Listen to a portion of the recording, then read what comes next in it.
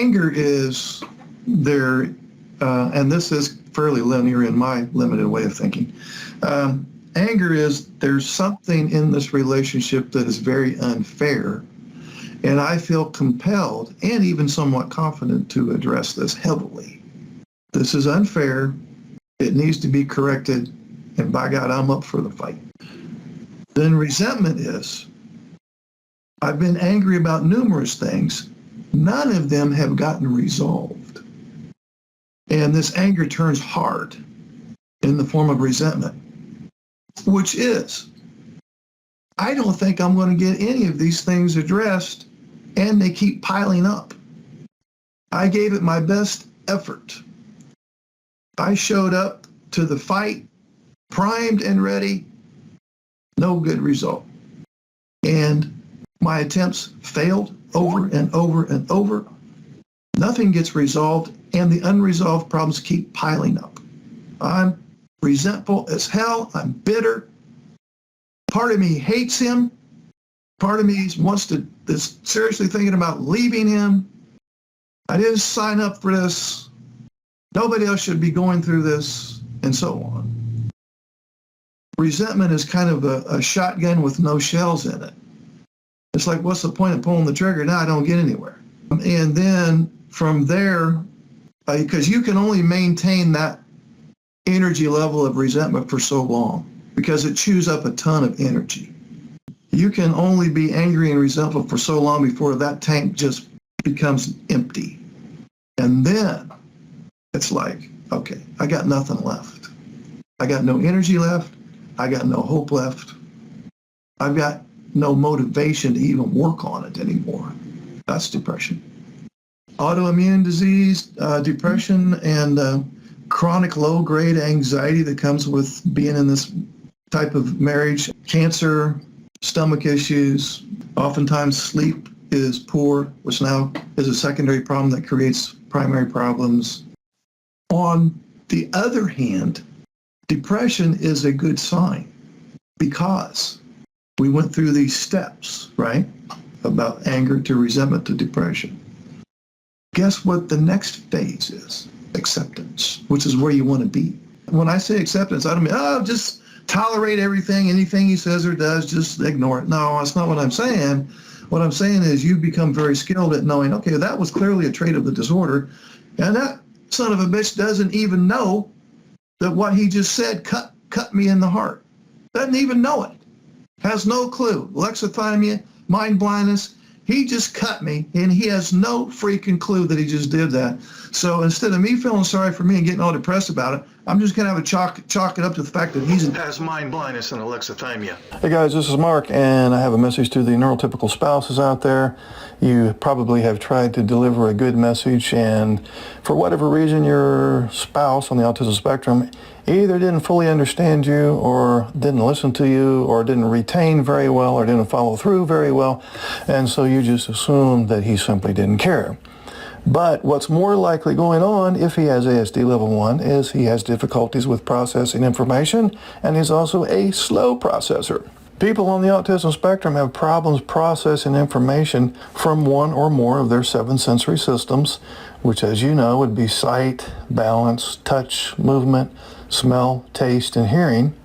Now, these processes take place at an unconscious level, and they work together with attention and learning.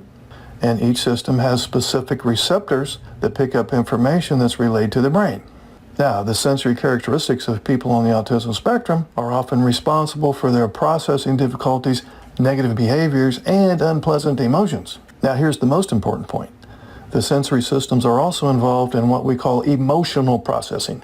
People use their emotions as a sensory system too.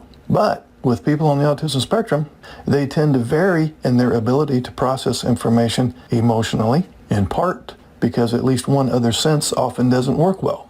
For example, it'd be difficult for a person with auditory processing disorder to figure out whether a person's voice suggests friendliness or meanness. Also, many people on the autism spectrum have a hard time using their emotions or desires to process information and act appropriately in certain interpersonal settings.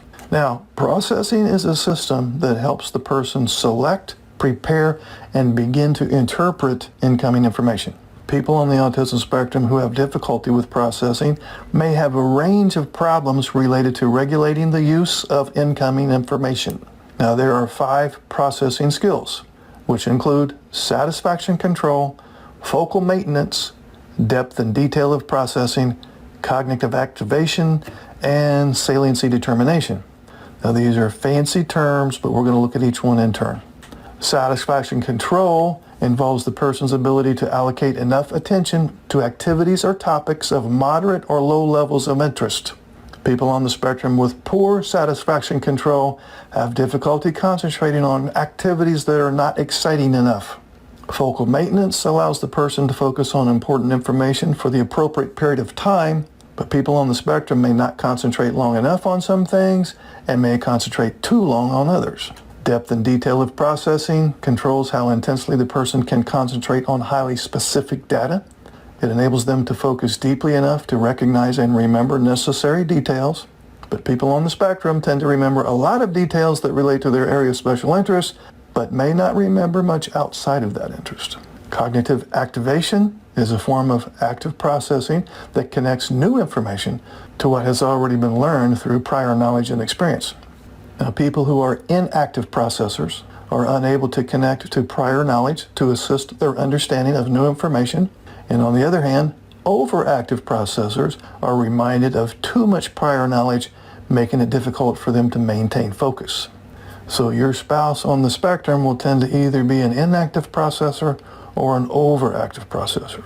And lastly was saliency determination, which involves selecting which incoming information is the most important.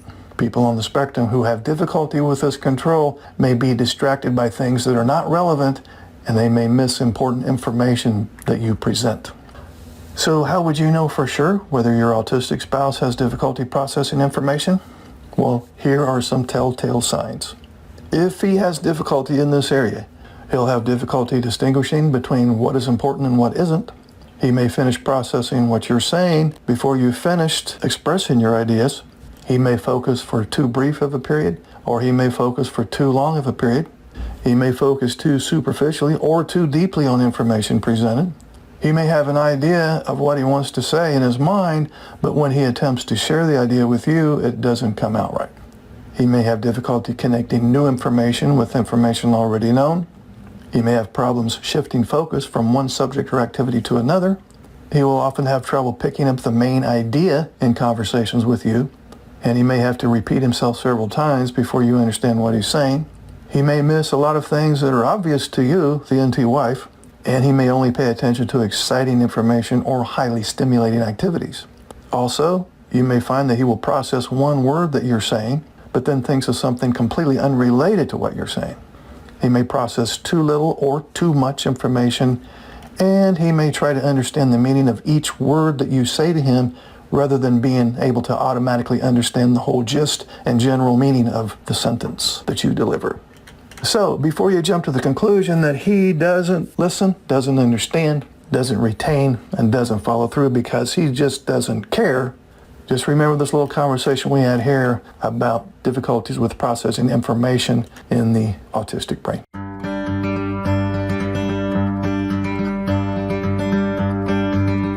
Research on romantic relationships suggests that there are at least 4 different types of people with commitment phobia. 1, people who find partners who are good matches, but then pick them apart. For example, this person is not attractive enough, too tall, likes country music, and so on. No matter what the potential partner's strengths are, people like this are able to dissect them to the point that they are no longer desirable. 2, people who engage in relationships with partners whom they are very incompatible with. These types of relationships always fail and serve to confirm the individual's expectations that commitment is unattainable. These people select romantic partners who will reinforce their fear of becoming too close to them. 3, people who go back and forth with the same partner. One week they're together, the next week they're apart, the next week they're together again, the next week they're apart, and on it goes. This can go on for a very long time and allows people to carry on in a relationship without feeling committed. It's their way of avoiding commitment. Number 4, people who are too idealistic. They're always in search of Mr. or Mrs. Right. Unfortunately, right is equated with perfect. These people have super high standards for their partners. Their potential partner has to be attractive, intelligent, physically fit, have a good sense of humor, be financially stable, have loving parents, a nice car, and so on. If the potential partner fails to meet even one of these criteria, he or she is dropped.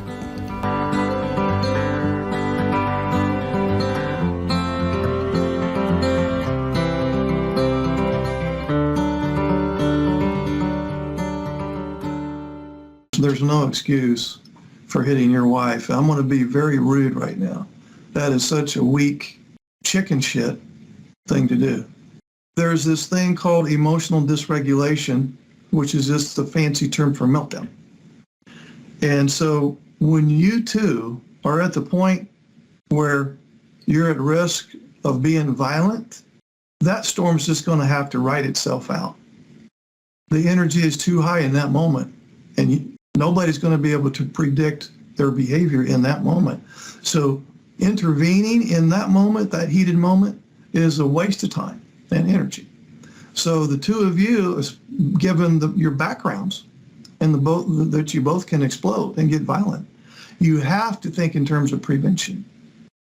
Intervention is useless with a capital U. You have to prevent. You have to catch escalation. You have to catch escalation early. At the first sign of either one of you escalating, somebody needs to say, hey, I sense that this thing is going south. Let's take a time out from one another. This is not a shutdown. I'm not trying to avoid the issue. We will come back, but I'm getting worked up. And we don't want to keep repeating this same stupid mistake. So you go your way, I'll go my way and decompress over here at the other end of the house. And then when I've calmed down and I'm back in parasympathetic mode instead of sympathetic mode, which is a flood of adrenaline and cortisol, I'll check with you to see where you're at. Have you re-engaged your parasympathetic nervous system, the rest and digest, versus the sympathetic nervous system, which is on fight or flight. And then when we both are in parasympathetic mode or thereabouts, then we'll come back and try again. And if we come back again and things start to escalate again, you're going to what? You're going to catch it early. Don't wait till it hits 10. Wake up around, that's why I'm clapping my hands, trying to wake your ass up. You're going to catch it around level 2 and bail. It's level 2, let's bail. There's nothing wrong, by the way, of taking multiple timeouts. There's everything wrong with trying to hang in there with a flood of cortisol and adrenaline. There's everything wrong with going, well, this, I'm never going to discuss this topic again. One's just as bad as the other. But there's nothing wrong with going, okay, I think it's getting a little hot in here. Let's bail. We'll come back, pick up where we left off. She's calm, he's calm, they come back. If it heats up again, okay, timeout number 2. There's no limit to the timeouts. If you have to have 12 timeouts to deal with one issue, hey, God bless you. I mean, you care about the relationship. You care about him. You want to save the marriage from sinking.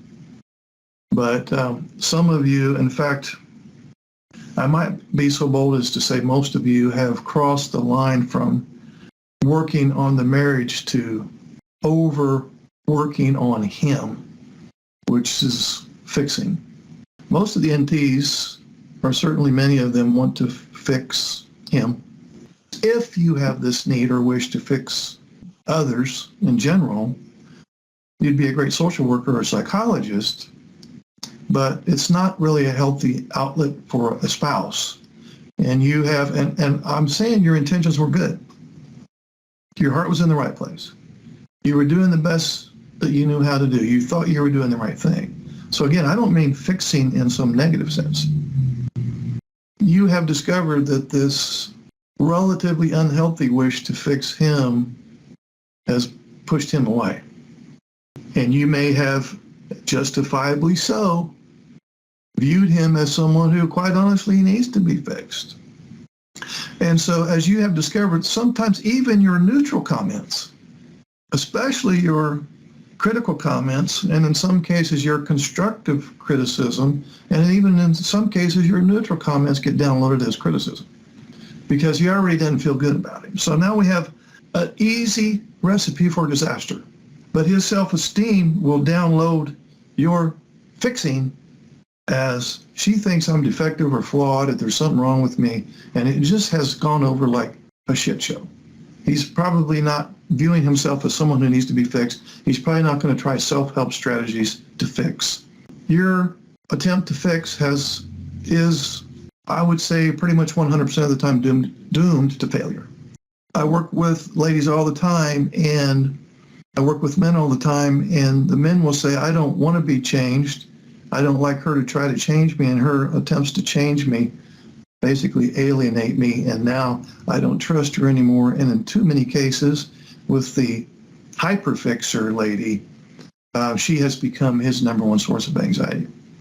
Now, I also find as an interesting side note that many of, and again, this is not a criticism, many of these NTYs that have this need to fix, they were abused, sometimes severely as a child. I run into this a lot. It's a pattern that I keep running into that I had not anticipated. So in reality, her need to fix him stems from a deep sense that she was damaged as a child. I know this sounds like a very loose tie-in, but I'm discovering it is not. Of course, abuse damages self-esteem. Why wouldn't it? And that low self-esteem is a result, if your parents were abusive, that low self-esteem was a result of constant parental disapproval, rejection, emotional abuse, sometimes physical abuse.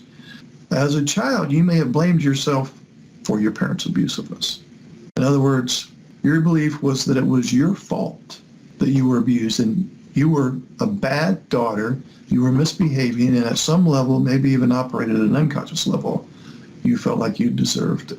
Then, in adulthood, this fictitious NT lady can project her damaged self onto this now autistic husband. She always saw herself as less than perfect and someone who herself was in need of repair. So she was really trying to fix that part of herself that she saw as flawed and at fault when she attempted to fix him.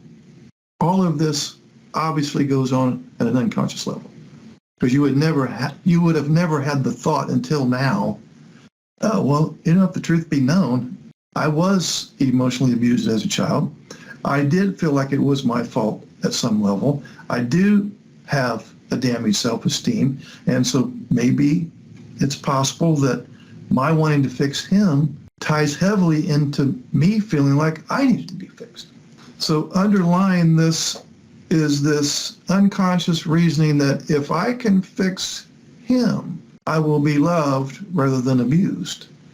Back to this business of the daughter, in this case, being abused, and then she hooks up with this guy who happens to have ASD level 1, and he's emotionally absent, and she can, and justifiably so, download this as just more abuse.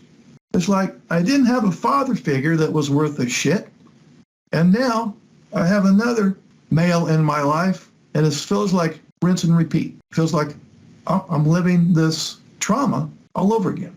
So in actuality, it is the wish to fix others that represents this term that you've heard of before called codependency. That used to be a term that we only used. By the way, I was a drug and alcohol counselor back in the day. Not that you necessarily needed to know that. But way back then, we're talking late 90s, that term was only used in the world of substance abusers. But it now has been broadened to include any type of relationship, not just the sober wife with the alcoholic husband. It's characterized, as I'm sure you know, by denial of what is really happening, low self-esteem, possibly excessive compliance to abusers. This is a rhetorical question. You don't have to answer this, but have you been one to walk on eggshells a lot, anything to keep the peace? Oh, I don't want to say or do anything to upset him. And so you end up not setting some boundaries. You end up not letting your needs known. and you stuff and you stuff and you stuff it, and then you blow up, all hell breaks loose, you drive him away, now he's mad, and then you go back to stuffing again, stuffing your feelings and stuffing your needs and wants. People who are truly codependent in the fullest sense of the term, they kind of take on the role of a martyr by constantly putting the needs of him before your needs. That gives you the sense that you are needed, which is codependency. And self-sacrifice to the needs of him is disastrous. If you're young, you haven't felt the full effects of that yet. If you've been in this kind of relationship for 10 or 20 or 30 years, you're probably depressed, and you probably have some autoimmune disease and some other things going on. So, rhetorical question, you don't have to answer this. Are you a fixer? Do you or have you sacrificed yourself for him? Do you feel like in this neurodiverse marriage, you're constantly in a position of being taken advantage of? But I run into this so much, it's almost a guarantee that when I have a group of NT wives, without exception, there is a certain percentage of ladies that this message right here resonates with. What's the moral to the story? What's the message? I'm not saying don't work on the marriage. I already said a little bit ago that you want to do that, and you in the neurodiverse marriage, you'll have to do that. But be aware of this invisible line, and it is invisible. I can't point it out to you, where you cross from, I care about the marriage, I want to make it work, I do still love him and care about him, and there are some things that really need to be fixed, quite honestly, to I'm always in fix-it mode, and I'm making myself sick as a result. Now I'm more concerned about him than myself. That's what we want to avoid. When he's challenged socially and emotionally, raises his anxiety, and he regresses to adolescence. So now you have an adolescent trying to parent someone who's not much younger than he is. You have a 14-year-old trying to parent a 10-year-old, for example. And so when he gets very reactive and calls them names, he has officially regressed to adolescence. His regression to adolescence, when he is anxious due to lack of social and emotional skills, that's a hardwired thing. It's unfixable. But on the other end, you have to set some boundaries in this case. You're going to have to be the tough person and set some boundaries that, and you want to have this discussion with him before the next event comes up. And this is another difficult discussion where you're going to set some hard boundaries, and that is when you name call the kids, it has high potential and even likelihood of damaging their self-esteem. And as their mother, when you call my kids names, you may as well just call me those same names. I'm going to draw a line in the sand with that. I'm not going to stand by and watch you destroy our children's self-esteem. And then you're going to have to go further down the pike with then not only having this tough conversation with him and knowing certain terms, being very assertive, but you have to be willing to follow through with some consequences if he goes against your command. There's not a wish or want or a hope anymore. I'm telling you that this is not going to go on. I'm not asking you to be okay with this. I'm telling you I'm not going to allow it. And you'll have to play hardball. You've got a choice. I can either not say or do anything that raises his anxiety, or I can protect my children. You can't have both. You can't, well, I want to have that conversation, but I don't want to be that assertive, and I don't want to raise his anxiety. That's a mismatch. That's not going to happen. You're going to raise his anxiety, and I want you to raise his anxiety. If you have this conversation with him and you don't get him out of his comfort zone, he's not going to be willing to change. If you have this strict conversation with him and use some of the lines that I gave you, it is going to push him out of his comfort zone. It's going to raise his anxiety. And he's not going to want to keep going through that conversation over and over again. And every time he name calls, you have that same conversation. That's what I'm saying. You're going to have to get tough. And you're going to have to be willing to go to war on this. Whatever consequence you have, it has to be a motivator to stop calling the kids names. It has to hurt. It has to hurt him, or he won't be motivated to change behavior. So you'll have to decide, am I going to tippy-toe around on thin ice for fear of raising his anxiety.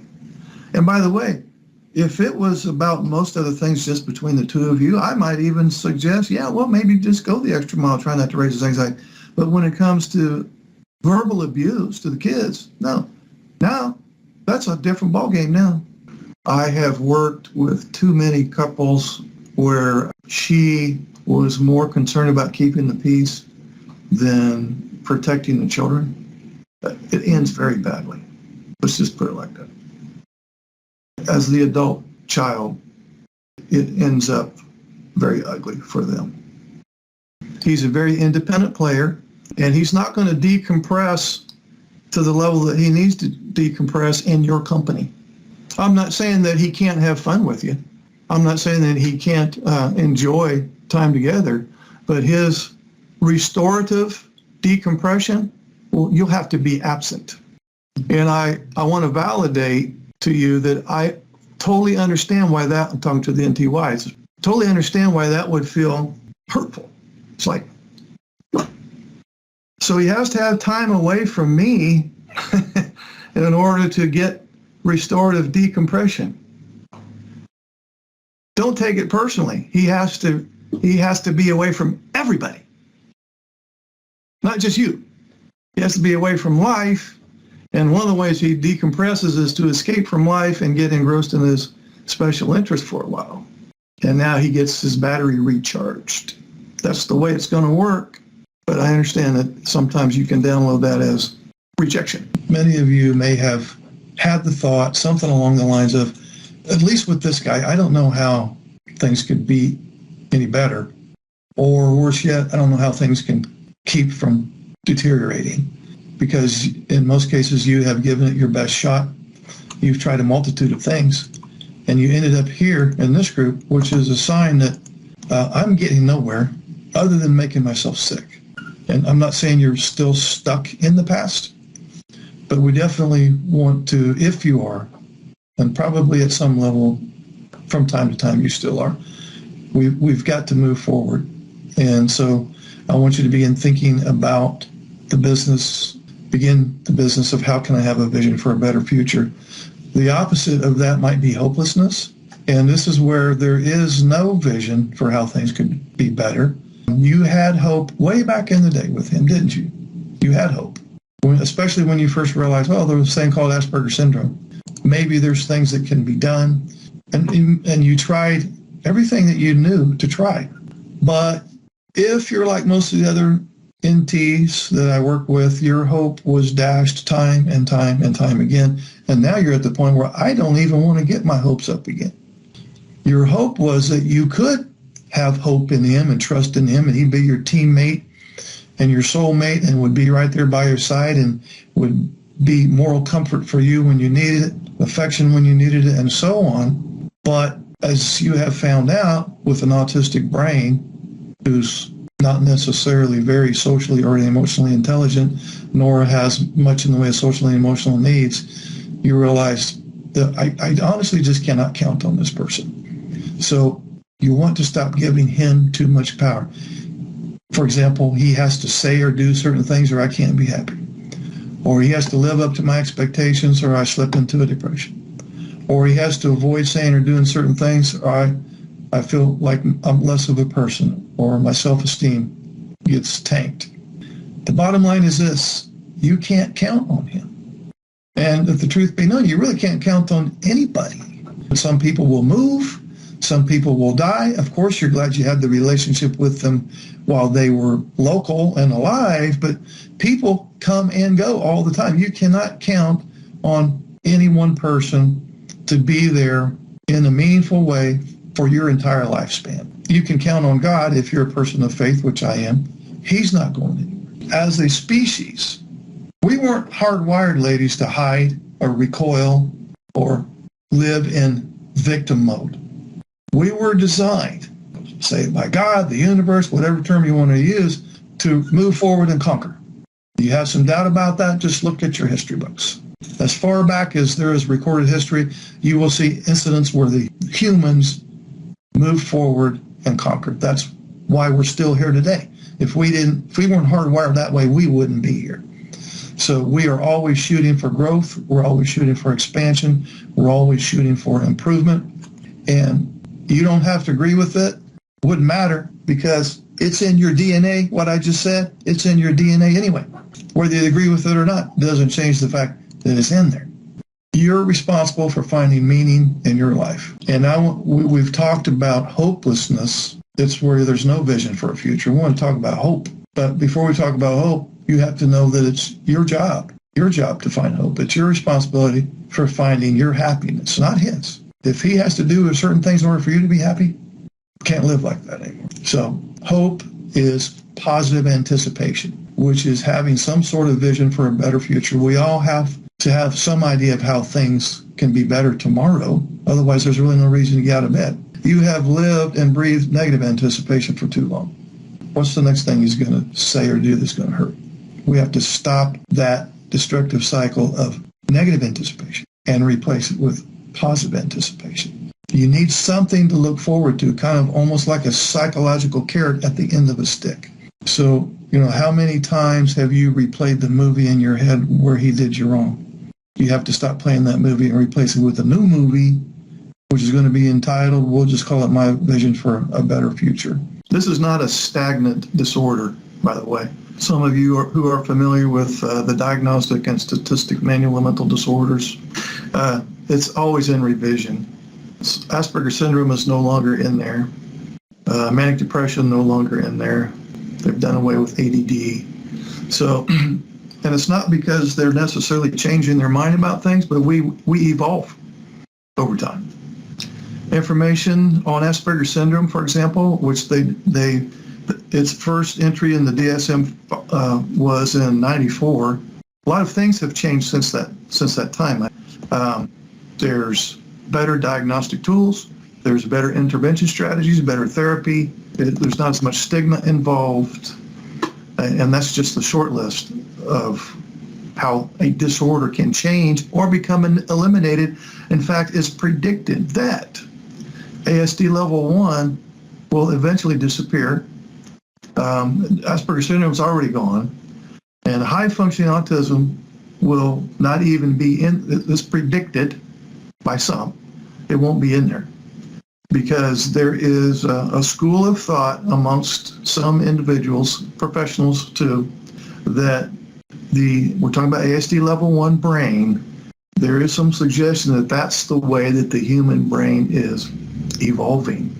On that topic, I might want to just explore that a little bit further, because with ASD level 1, you have a ton of strengths, but we can also say that some of these strengths cause problems. For example, you'll be able to relate to some of this, if not all of this. If your spouse has ASD level 1, he probably thinks critically. He has high expectations, especially in his field of interest. He can be very self-critical. You may not have noticed that in him because it's probably hidden and it operates at a very unconscious level. But most guys, we're talking about guys, on the autism, they're very critical of themselves and they have very low self-esteem.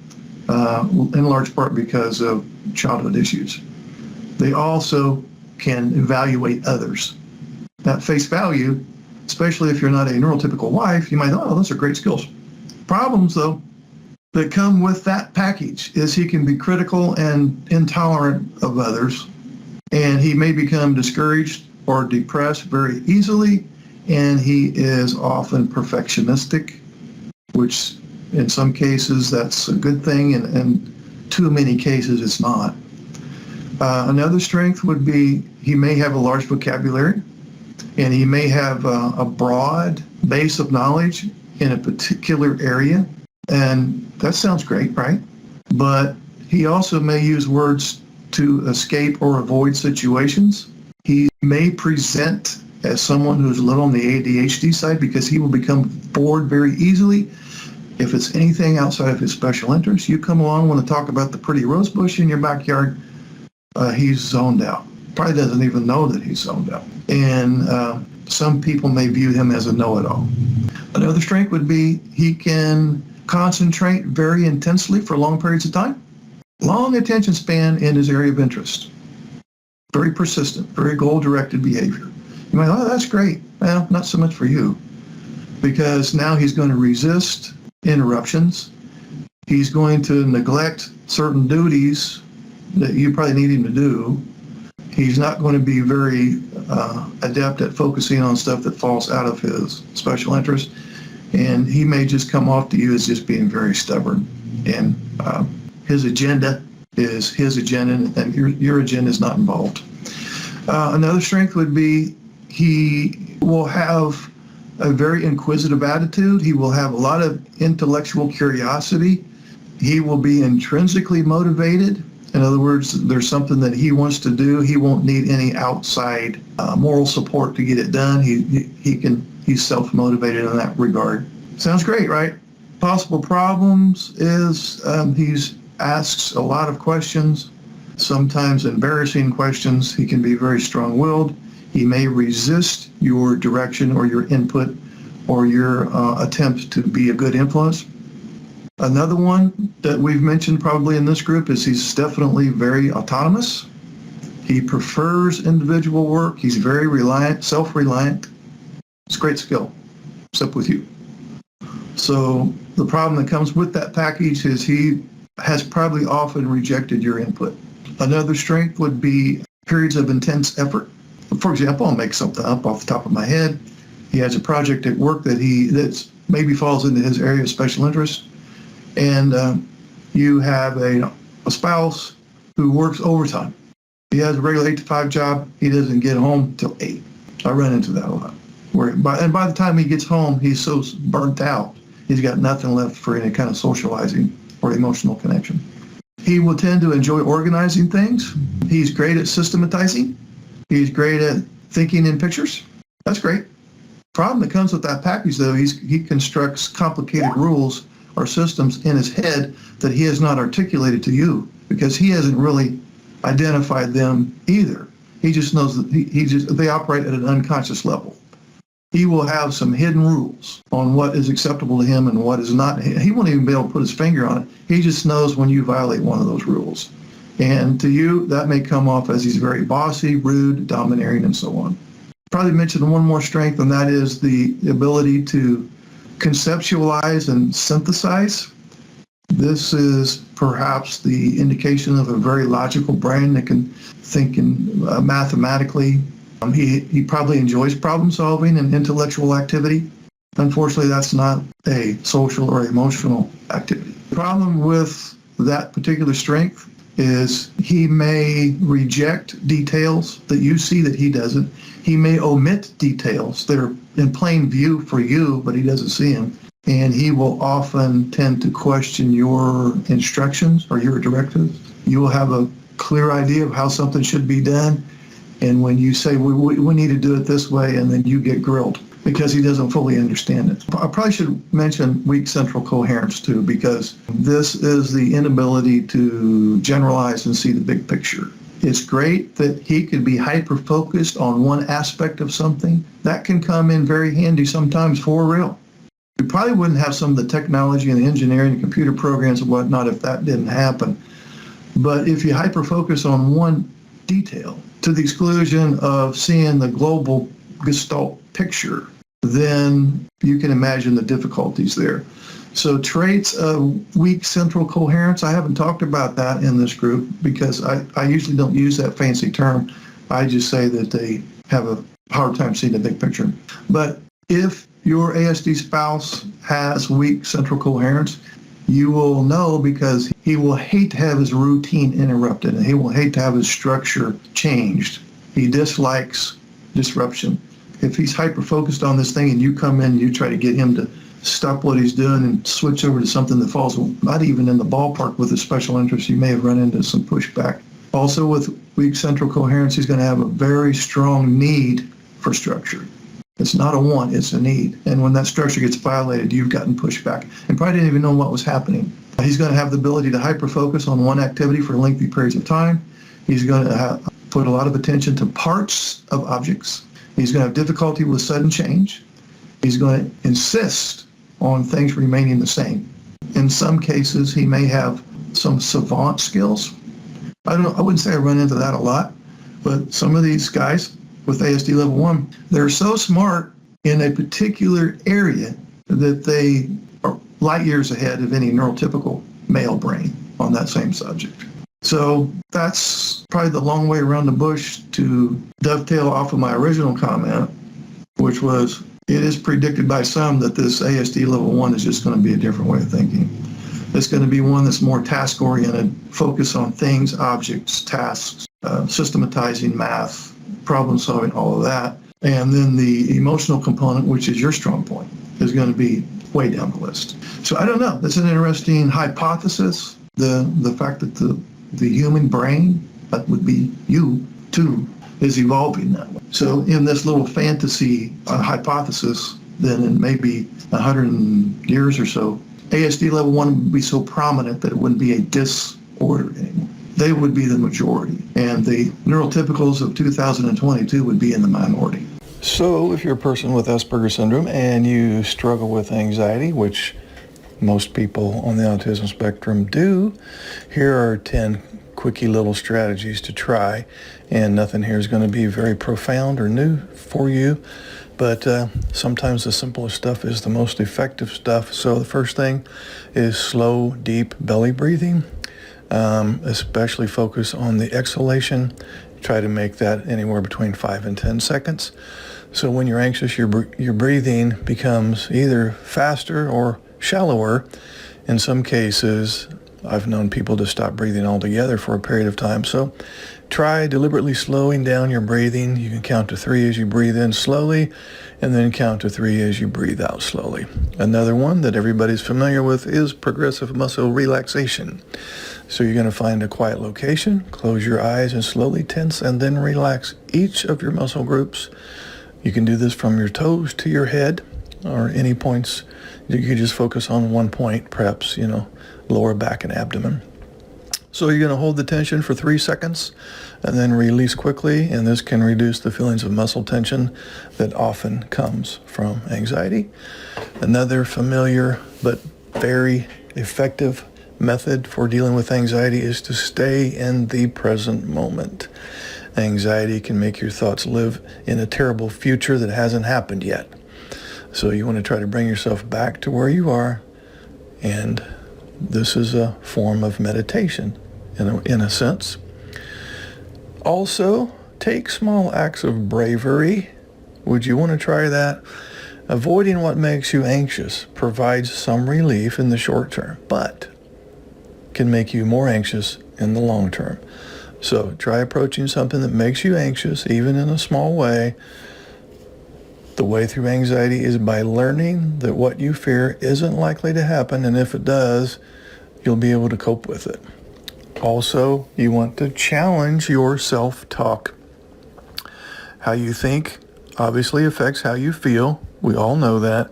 Anxiety can make you overestimate the danger in a situation or underestimate your ability to handle it, though. So try to think of different interpretations to a situation that makes you anxious rather than just jumping to the worst case scenario, which most people with Asperger's syndrome tend to do from time to time. So look at the facts for and against your thought being true. Also, you can plan worry time. Just set aside time to worry. It's hard to stop worrying entirely, so, have some time to indulge your worries. It could just be 10 minutes. You could even write them down. And then after that 10 minutes, you say, okay, that's my worry time, so I'm going to get on with life now, and I can have more worry time later today or tomorrow, but for now I'm going to put my worry on hold. You can also keep a diary of your anxiety. You want to look for the patterns and, plan the day accordingly. So get to know your anxiety. Keep a diary of when it's at its best and when it's at its worst. And then lastly, you can learn from others, especially people that also have Asperger's syndrome. Pick their brain. What have they done to deal with their anxiety? Okay, we have another question here. She states, my partner has high-functioning autism. When I've talked to him about something that's important to me, he will zone out or he will pretend to be paying attention. But I always know when he has not heard me because he won't follow through with what he said he was going to do. He will agree to do something, but later will not complete the task. Well, what could be going on here, and what I see most often, is brain overload. And what I mean by that is the people with high functioning autism, they're people that are living in a verbal world, but they're actually visual learners. And so in the event that you are giving him too much information, and maybe you're upset with him and you're droning on, to use a sarcastic term, for 10 or 15 minutes or more, he's going to reach data overload. But he might give you the impression that he's still absorbing your words. He might pretend that he's listening and understanding, but what's really going on is his brain has literally at some level short-circuited, and he's not absorbing the information anymore. And that will occur at about the 5-minute mark. That's why you would want to keep your instruction short and concrete, because if you go long, especially 10, 15 minutes, and you're animated and upset with him, he is going to take a mental vacation in order to keep from getting overwhelmed. In other words, he's going to go off in his own little imaginary world just to escape from this stressful sensory input, which would be the words that you're throwing at him. Another thing that could be going on is he may quickly agree to do whatever you are telling him to do or asking him to do just to get the conversation over with. And this again he's not purposely trying to be insensitive or to disregard your concerns or your needs or wants. Perhaps the way that you're going about it is stressing him out, and he just wants to, yeah, okay, honey, I'll do it. Fine. Yeah, I'll get to it. Just to reduce his anxiety. The other thing that could be going on too is, as you know, he probably has only one or two special interests. And if you give him some boring, mundane task that falls way outside of his special interest, boredom is excruciating to people on the autism spectrum. And so, since he only has one or two things that he prefers, and you give him some mundane task that's way outside of his special interest, he's going to get distracted doing his special interest and not get to the task that you want him to do, and he's probably going to forget about the task that you want him to do because he's absorbed in what he wants to do. In working with clients on the autism spectrum, what I see pretty much 100% of the time is the individual's tendency to chronically get lost in thought, usually stressful thoughts. The autistic brain is very rarely paying attention to what's going on in the present moment. Oftentimes the individual is either ruminating about a past stressful event or worrying about the potentiality of a future stressful event, or they're simply experiencing stress in the present moment, the event that's occurring now. And the only reprieve they get from being lost in this rabbit hole of random stressful thinking is to get lost mentally in their special interest or their preferred activity. They're rarely at peace in the present moment, unless the present moment involves their mental engagement with their preferred activity. Now, we all have random unwanted thoughts that show up in our head without permission. We call these automatic thoughts. But when I work with individuals on the spectrum, I have just gathered a ton of anecdotal evidence from personal reports that their brain seems to run on autopilot without their permission pretty much 24/7. You know, we don't have to beat our heart. It beats without us putting forth any effort. In the same way, it appears that the autistic brain thinks without the individual putting in effort towards thinking.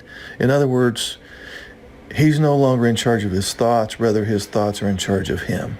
He is literally a prisoner of chronic intrusive thinking patterns, and this translates to chronic anxiety to one degree or another, which in turn leads to the strong need to reduce the anxiety, which usually comes in the form of distraction through the use of a preferred activity or a preferred thought stream.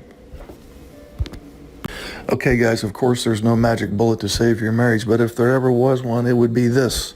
So listen up. Your wife has felt disconnected, unloved, that she was not important to you, that you're not giving her enough quantity time or quality time or empathy. And so what can you do in the event that you want to work on the relationship? Well, 3 things. You want to listen. You want to paraphrase back what she said using your words. And you want to take action based on what she has requested, based on her needs, wants, or expectations. So she feels unheard, she feels misunderstood, and she feels like you are more interested in your work or your special activity more so than her. So since she wants to be heard and understood, and for you to follow through with things that you say you're going to do to help the relationship, then your job is to listen, paraphrase back using your words, and implement. We're going to call that LPI. You want to listen as in put your phone down, get off the computer, look her in the eyes, or at least look in her direction at least. Give her the indication that you're listening. When she's done, you're going to paraphrase back, not parrot back, but paraphrase back what you heard. So A, she will know you listened to her, and B, she will know that you understood her because you used your words to describe back what she just said. If you paraphrase back and she says, no, that's not exactly what I meant, then she can repeat what she said, and then you can try again with your paraphrase. And then the third and final step then would be for you to follow through with some form of action based on what she needs or wants or what her expectations are. So, LPI, listen, paraphrase, implement. So I have a question here from my neurotypical wife, and she states, my husband with Asperger's seems to have a better relationship with his mother than with me. There's certainly more intimacy and consideration there. I don't mean in a sexual nature, of course, but he and his mother are like buddies, and I'm kind of like the outsider in that group. Well, keep in mind that your husband with Asperger's has a developmental disorder. So that simply means that developmentally, his social intelligence and emotional intelligence is low compared to his logical brain.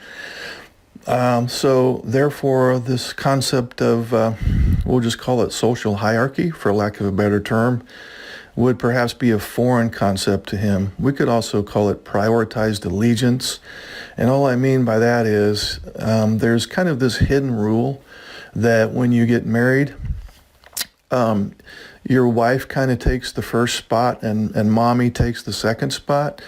And I don't mean with respect to level of love, but typically you cleave unto your wife, right? And the marriage comes first, the kids come second, extended family members come third, with respect to how you treat people, not necessarily level of love.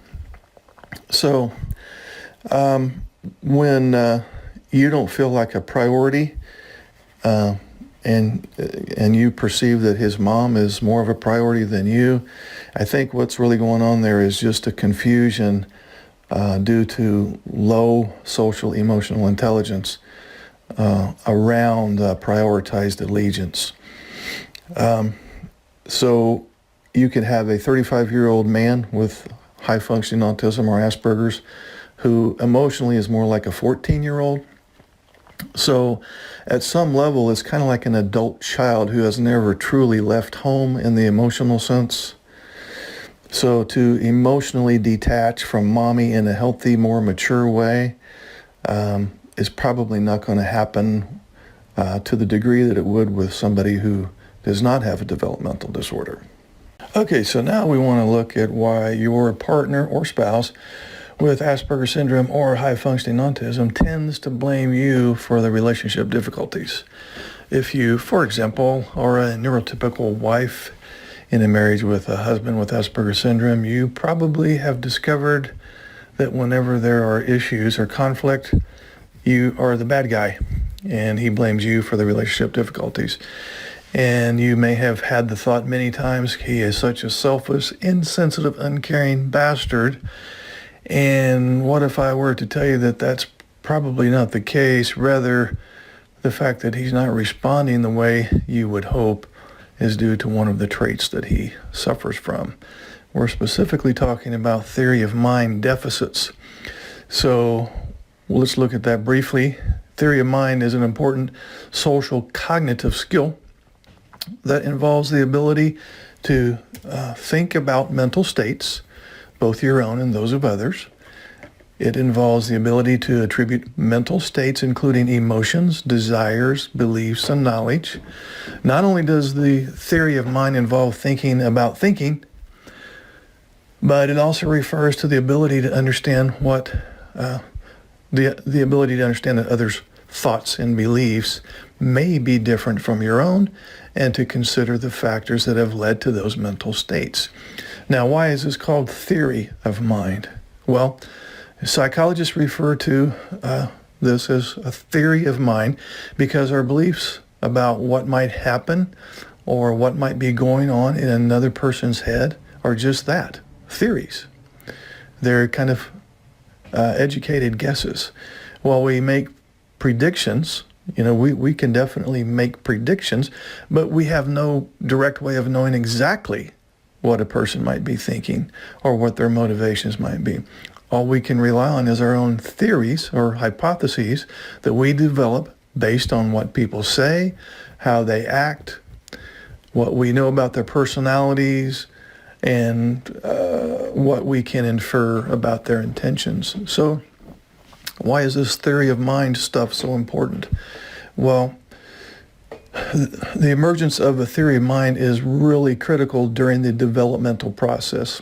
Very young children tend to be more egocentric, as I'm sure the parents in here are aware of, and are often unable to think about the mental states of others. Now, as people age, their theory of mind does emerge and continues to develop. So forging a strong theory of mind plays an important role in our social worlds as we work to understand how people think, to predict their behavior, to engage in social relationships, to solve interpersonal conflicts, and so on. So in order to interact with other people, it's important to be able to understand their mental states and to think about how those mental states might influence their actions. So in other words, you connect your guesstimate about what they're thinking with your guesstimate about how they may act based on their thinking. And this is all stuff that you do at a very unconscious level as a neurotypical. These things come about almost at just automatically. It's a natural state of mind, not so much with people with Asperger's. Theory of mind allows people to infer the intentions of others, as well as to think about what's going on in someone else's head, including hopes, fears, beliefs, expectations, and so on. So social interactions, as you know, can be very complex, even for neurotypicals, and misunderstandings can make them even more complex and confusing. By being able to develop accurate ideas of what other people are thinking, or at least fairly accurate ideas, we're better able to respond accordingly. So here is the problem.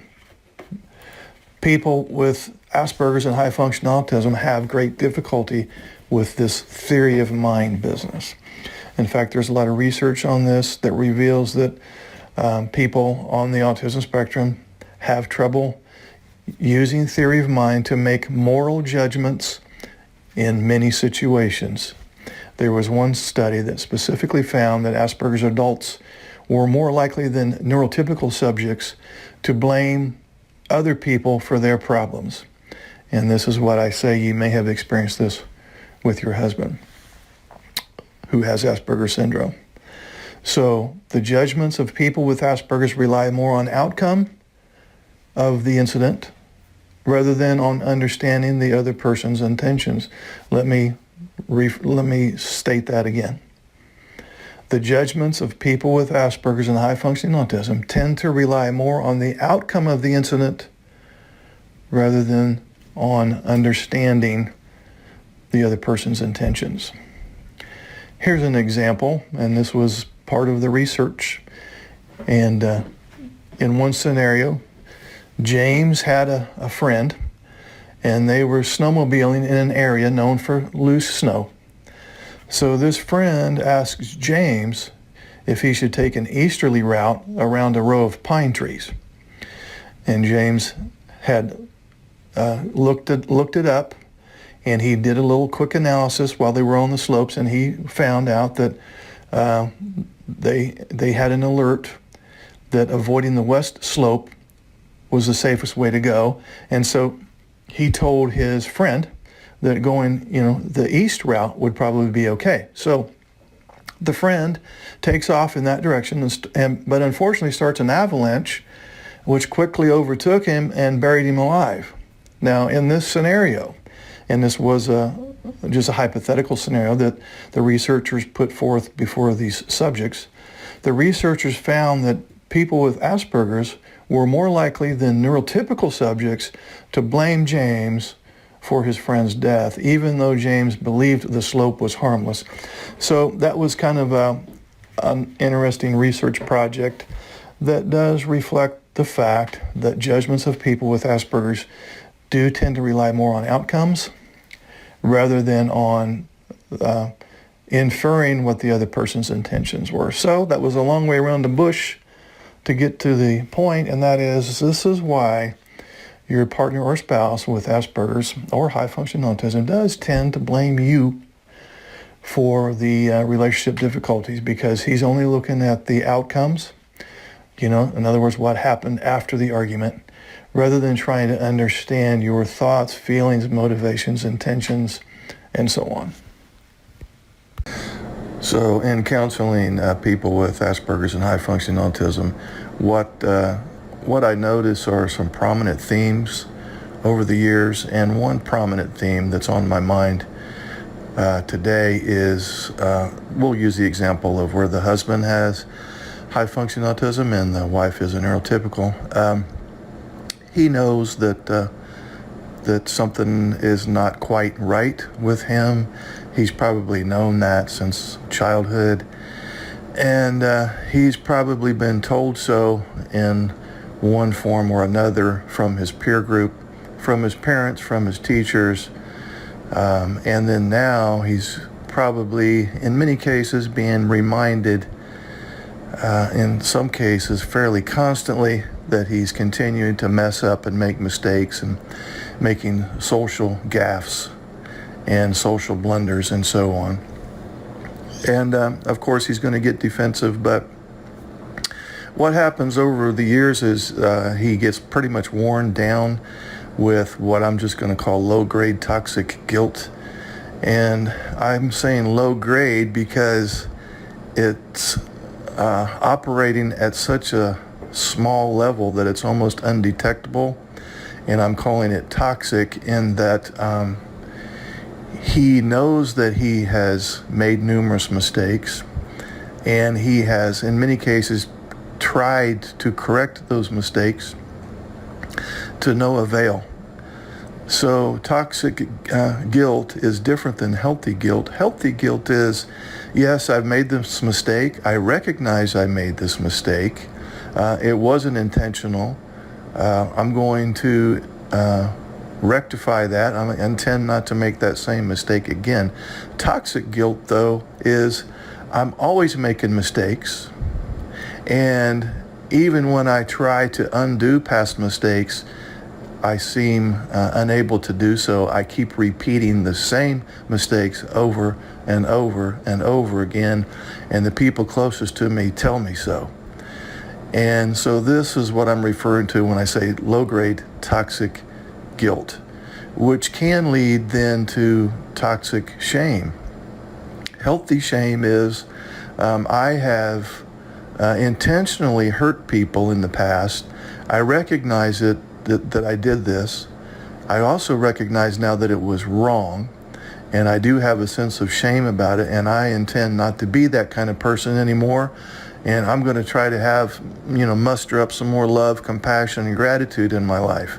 That's healthy shame. Toxic shame is because I make all these mistakes, and because I seem unable to avoid repeating the mistakes, therefore I am a mistake. And that, my friend, is called toxic shame. Okay, so I get emails a lot from neurotypical wives who state that when they get into conflict or an argument with their high-functioning autistic husband, he always has to make her wrong. And so we want to look at that real quickly. So if I have Asperger's or high functioning autism, I have what is referred to as a developmental disorder, which means that my social emotional brain is underdeveloped. So in other words, my social intelligence and my emotional intelligence is low compared to my logical brain. In fact, you could think of high functioning autism as a disorder of social skills. So as a result of having a low functioning social emotional brain, I have this thing called mind blindness. In other words, I have a hard time predicting what might be in the mind of another individual, what they might be thinking or feeling. So if I'm the person with high functioning autism and I'm dealing with my neurotypical spouse in this example, I truly have no clue how she might be thinking or feeling. Therefore, when she has a perspective or opinion that's different from mine, I simply can't wrap my brain around her perspective. In fact, her viewpoint will make utter nonsense to me. So since I am blind to her perspective, I will tend to view her differing opinion as she is disagreeing with me. And then I'll tend to make a thinking error and say to myself, because she's disagreeing with me, therefore she's against me. And then I'll tend to make another thinking error and say to myself, because she's against me, I must defend myself and prove that she is wrong and illogical. Because if I don't make her wrong, that means I'm wrong. But only one person can be right, and that person must be me, since my perspective is the only perspective that I can see. Emphasis on the term see right there. So, in other words, since I can't comprehend her thoughts or feelings, therefore her thoughts and feelings are not valid. Therefore, she's wrong and I'm right.